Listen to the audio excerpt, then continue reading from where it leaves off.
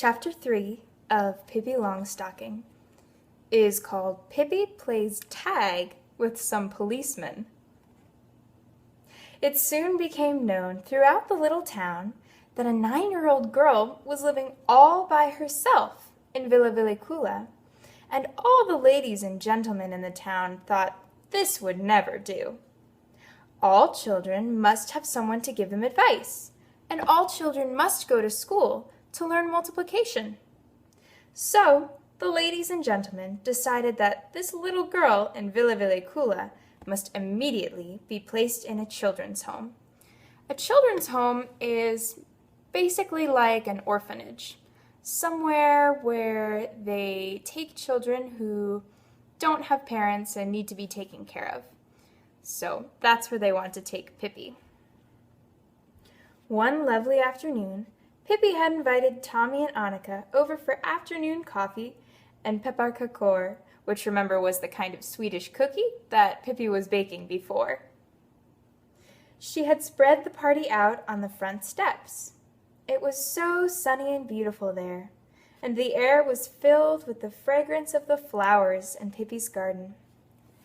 Mr. Nilsson, her monkey, climbed around on the porch railing, and every now and then the horse stuck out his head so that he'd be invited to have a cookie. "Oh, isn't it glorious to be alive?" said Pippi, stretching out her legs as far as she could reach. But just at that moment, 2 police officers in full uniform came in through her gate. "Hooray!" said Pippi. "This must be my lucky day, too. Policemen are the very best things I know, next to rhubarb pudding." And with her face beaming with a big smile, she went to meet them. "Is this the girl who has moved into Villa Villicula?" asked one of the policemen.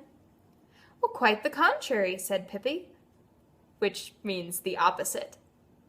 "This is a tiny little auntie who lives on the 3rd floor at the other end of the town."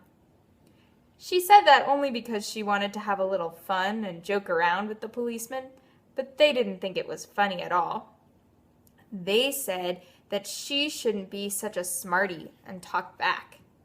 And then they went on to tell her that some nice people in the town were making plans for her to go to a children's home. "I already have a place in a children's home," said Pippi. "What?" asked one of the policemen. "Has it been set up already then? Well, what children's home?" "This one," said Pippi haughtily, which means proudly. "I am a child, and this is my home. So that makes this a children's home, and I have lots of room here, plenty of room." "Dear child," said the policeman, smiling, "you don't understand. You must get into a real children's home and have someone look after you." "Are you allowed to bring horses to a children's home?" asked Pippi. "No, of course not," said the policeman. "That's what I thought," said Pippi sadly. "Well, what about monkeys?" "Of course not. You should know that."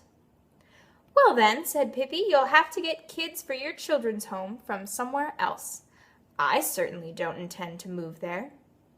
"But don't you understand that you must go to school?" "Why?" "To learn things, of course." "What sorts of things?" asked Pippi. "All sorts," said the policeman. "Lots of useful things, like multiplication, for example." "I have got along fine without any pletification tables for 9 years," said Pippi, "and I think I'll get along without it from now on, too." "Yes, but just think how embarrassing it will be for you to be so ignorant," which means for her to not really know things. "Imagine when you grow up and somebody asks you what the capital city of Portugal is, and you don't know the answer." "Oh, I can answer all right," said Pippi. "I'll answer like this.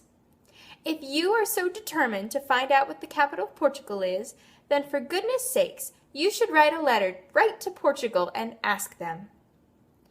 "Yes, but don't you think that you would be sorry not to know it yourself?" said the policeman. "Oh, probably," said Pippi. No doubt I will lie awake at night and wonder, oh, what in the world is the capital of Portugal? But you can't be having fun all the time, she continued, bending over and standing on her hands, just for a change. For that matter, I've been in Lisbon with my papa, she added, and Lisbon is the capital of Portugal. But she was still standing upside down because she could talk that way too. But then one of the policemen said that Pippi certainly didn't need to think that she could just do as she pleased. She must come to the children's home, and immediately. He went up to her and grabbed her arm, but Pippi freed herself quickly, touched him lightly, and said, "Tag, you're it." Before he could wink an eye, she had climbed up onto her porch railing, and from there up to the balcony above the porch. The policemen couldn't quite see themselves climbing up the same way, so they rushed into the house and up the stairs, but by the time they had reached the balcony, Pippi was halfway up the roof. She climbed up the roof shingles, almost as if she were a little monkey herself. In a moment, she was up on the ridgepole, and from there she jumped easily up to the chimney.